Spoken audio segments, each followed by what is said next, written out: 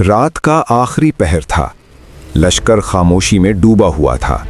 शाही पड़ाव के बीच सुल्तान संजर अपने मखसूस खैमे में आराम कर रहा था कि अचानक सुबह की पहली रोशनी के साथ उसकी निगाह अपने सिरहाने जमीन में गड़े हुए एक नंगे खंजर पर जा ठहरी। ये महज एक हथियार न था, ये एक ऐलान था। सुल्तान ने चौंक कर खंजर के दस्ते की तरफ देखा। वहां एक खत बंधा हुआ था। खत खोला गया तो अल्फाज कम थे, मगर लहजा ऐसा जो तख्तों को हिला दे। ए सुल्तान संजर, हमारी अजियत से बाज आओ। अगर तुम हमारे नज़दीक काबिले लिहाज न होते तो सख्त ज़मीन में खंजर गाड़ने के बजाय तुम्हारे नर्म सीने में उतार देना कहीं ज़्यादा आसान था। सुल्तान संजर का दिल धक से रह गया। ये खंजर यहाँ तक पहुँचा कैसे? ये खैमा, ये पहरे, ये मुहाफिज। इसी लम्हे एक तल्ख हकीकत उस पर आश्कार हुई। उसके लश्कर में, उसके पहरेदारों में, उसके साए में भी वो हाथ मौजूद हैं जो हुस्न बिन सबाह के इशारे पर नींद में भी मौत पहुंचा सकते हैं। ये खौफ मैदान जंग का न था, ये वो दहशत थी जो खैमे में सिरहाने खामोशी से आकर बैठ जाए। इसी एक खंजर ने सुल्तान के इरादे को जलजले में बदल दिया। 512 हिजरी। सुल्तान मोहम्मद के इंतकाल के बाद सल्जूकी सल्तनत का ताज उसके छोटे भाई सुल्तान संजर के सर पर आ सजा। सुल्तान मलिक शाह के बाद ये वो बादशाह था जो शजाअत, इक़्तिदार, वुसअत ममलिकत और हरबी क़ुव्वत में अपने दोनों भाइयों पर फाइक था। उसके दिल में एक पुराना अरमान जिंदा था, वो अरमान जो हर सुल्तान ने देखा मगर कोई पूरा न कर सका। सुल्तान संजर ने फैसला कर लिया कि जो काम हर बार तिश्नाए तकमील रहा, अब उसे अंजाम तक पहुंचाया जाएगा। लश्कर की तैयारी का हुक्म हुआ, अलम बुलंद हुए और सुल्तान खुद फौज लेकर रवाना हो गया। ये खबर जब कलए अल मौत पहुंची तो हसन बिन सबाह चौंक उठा। वो जानता था कि खुले मैदान में शाही लश्कर का मुकाबला उसके बस की बात नहीं। उसके फिदाई कलों को फतेह करना नहीं जानते थे, वो तो सिर्फ अंधेरे में खामोशी से छुरियां चराना जानते थे। चुनांचे हसन बिन सबाह ने तलवार के मुकाबले में एक और रास्ता चुना, वही रास्ता जो नींद तक पहुंचता है। अभी सुल्तान संजर का लश्कर कलए अल मौत के करीब पड़ाव में था, एक सायेदार कासिद अचानक आगे बढ़ा। इब्ने सबाह का नुमाइंदा, चेहरा छुपाए लेकिन निगाहें आतिशफिशां जैसी। लश्करगाह में खामोशी छाई हुई थी, वो खामोशी जो तलवारों से नहीं, खंजर के एक वार से पैदा होती है। इसी खामोशी में इब्ने सबाह का कासिद सुल्तान संजर के खैमे के सामने ला खड़ा हुआ। सुल्तान संजर के चेहरे पर बादशाही वकार मौजूद था, मगर आंखों में वही रात बसी हुई थी, वही खंजर, वही खत। सुल्तान ने भारी आवाज में कहा, कहो इब्ने सबाह क्या चाहता है? कासिद ने सर झुकाया। मेरा आका जंग नहीं चाहता और ना ही सल्तनत पर चढ़ाई, वो सिर्फ ये चाहता है कि आप उस राह से पलट जाएं जो खून की तरफ जाती है। सुल्तान संजर लम्हा भर खामोश रहा, फिर उसने अपनी कमजोरी कानून के पर्दे में छुपाते हुए कहा, अगर सुलह हो सकती है तो मेरी शर्तें सुन लो। कासिद ने नजरें उठाईं, अब फैसला सुल्तान के हाथ में था। सुल्तान ने एक एक शर्त भारी लहजे में अदा की। 1, फिदाई फिरका कोई नई फौजी इमारत या कला तामीर नहीं करेगा, न कोई जदीद असलहा खरीदा जाएगा, न मंजनीक़ें तैयार की जाएंगी। आइंदा इस फिरके में बज़ाहिर कोई नया शख्स शामिल नहीं किया जाएगा। कासिद ने इत्मीनान से सर झुका दिया। ये वो शराइत थीं जिनसे हसन बिन सबाह को कोई हकीकी नुकसान न पहुंचता, क्योंकि 50 से ज़ायद कले पहले ही बातनियों के कब्जे में थे। फिदाइयों के लिए छुरी ही काफ़ी थी और बैत तो पहले ही पर्दों के पीछे ली जाती थी। कासिद ने खामोशी से कहा, मेरे आका को ये शराइत मंजूर हैं, और यूं बगैर जंग, बगैर तलवार, बगैर खून के सुल्तान संजर ने कलए अल मौत की मुहिम वहीं ख़त्म कर दी। 516 हिजरी। सुल्तान महमूद बिन सुल्तान संजर के वजीर अबू तालिब कमाल समीरी अपनी ज़िंदगी की आखिरी घड़ियां झीलने के लिए सुल्तान के साथ हमदान की तरफ रवाना हुआ। उसके साथ एक बड़ा लश्कर था, लेकिन किस्मत की तेज धार ने उसे नहीं बख्शा।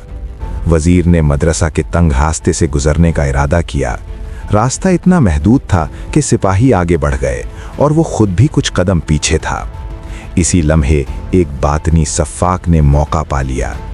चुपके से खामोशी के साए में वजीर अबू तालिब पर छुरी के वार किए। पेट में घूंपा गया और जिस्म पर 30 से ज़ायद जख्मों के निशानात पड़ गए। सफ़ाक ने फुर्ती से दजला की तरफ फरार इख्तियार किया, लेकिन सिपाहियों ने फ़ौरन ताक़ुब किया।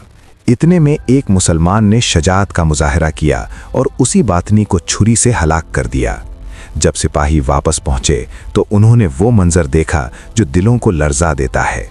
वजीर अबू तालिब, जो अभी कुछ लम्हे पहले अपनी रियासत की खिदमत कर रहा था, अब बकरी की तरह ज़बह शुदा था। उसका जिस्म खून में लथपथ और 30 से ज़ायद जख्मों से छलनी।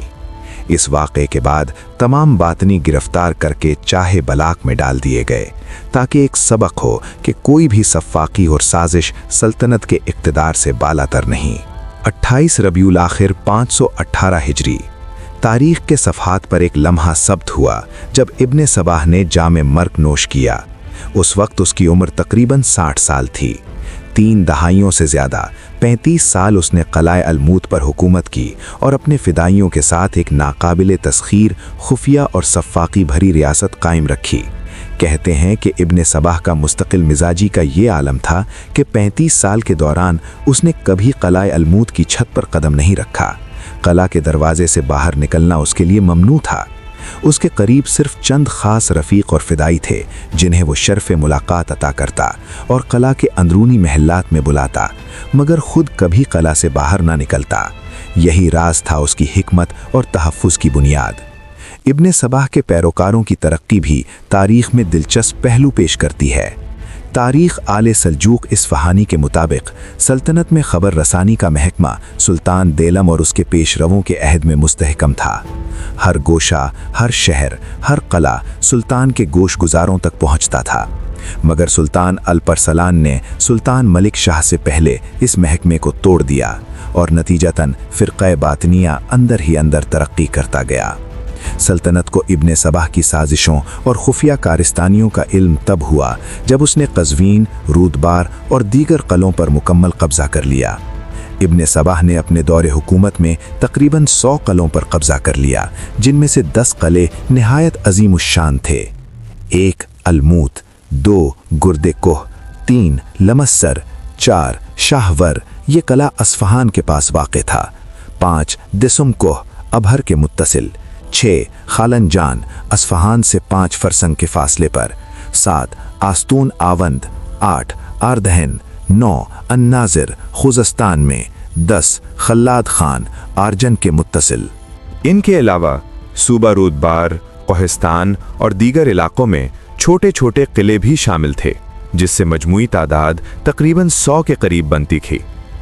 इब्ने सबा की हुक्मरानी का राज सिर्फ उसकी मुस्तकिल मिजाजी, खुफिया महारत और बेबाक फ़िदाइयों में नहीं था, बल्कि किले अलमूत का नाकाबिले तस्खीर और राजदाराना माहौल भी था। वो किले अलमूत से बाहर न निकलता और उसके चंद ख़ास रफ़ीक ही उसके नज़दीक रहते, जिन्हें शरफ़ मुलाकात हासिल होता और किला के अंदरूनी महल्लात में उसके साथ रहने का इख्तियार था। यही वजह थी कि 35 साल के दौरान इब्ने सबा की ताकत, हिकमत और खौफ सल्तनत के हर गोशे में गूंजती रही और फ़िरक़े बातनिया तारीख़ की एक ना भुलाई जाने वाली रियासत के तौर पर बाकी रह गया। इंसान अगर मर भी जाए तो उसका नज़रिया हमेशा दफन नहीं होता। यूं ही हसन बिन सबा का जिस्म 518 हिजरी में मिट्टी के सुपुर्द हो गया, मगर उसका नज़रिया वहीं नहीं मरा। ये नज़रिया पूरे 136 साल तक जिंदा रहा, अपने वक्त के सलातीन के लिए भी और पूरी मुस्लिम दुनिया के लिए भी एक मुसलसल इस्तराब बनकर। इसलिए ये समझ लेना कि हसन बिन सबा के मरने से ये दास्तान ख़त्म हो गई, तारीख़ की सबसे बड़ी गलती होगी। यहाँ से कहानी एक नए दौर में दाखिल होती है। हसन बिन सबाह के बाद उसके नज़रिए की बागडोर उनके जानशीनों के हाथ में रही। कुल 7 जानशीन क़लए अलमूद के तख्त पर बैठे। 1 किया बुजुर्ग उम्मीद, 2 मोहम्मद बिन किया बुजुर्ग उम्मीद, 3 हसन सानी, 4 मोहम्मद सानी, 5 जलालुद्दीन हसन सालिस, 6 अलाउद्दीन मोहम्मद सालिस, 7 रुकनुद्दीन खुरशाह। हर जानशीन के साथ ये नजरिया नए रंग, नए दावे और नई साजिशें लेकर आगे बढ़ता रहा, लेकिन तारीख हमेशा एक जगह रुककर फैसला सुनाती है। आखिरकार वो दिन आया जब मशरिक से एक ऐसा तूफान उठा जिसने कलों की दीवारें नहीं बल्कि सदियों पुराने फितनों की जड़ें हिला दीं। हिलाकुम खान। इसी के हाथों क़लअ अलमूत फतह हुआ और बातनी रियासत हमेशा के लिए ख़त्म कर दी गई। मगर ये सब एक दिन में नहीं हुआ, न एक वार में। ये एक तवील, खूनी और इबरतनाक दास्तान है जिसे हम तफसील के साथ एक एक किस्त में देखेंगे, सिर्फ पासबाने हरम पर।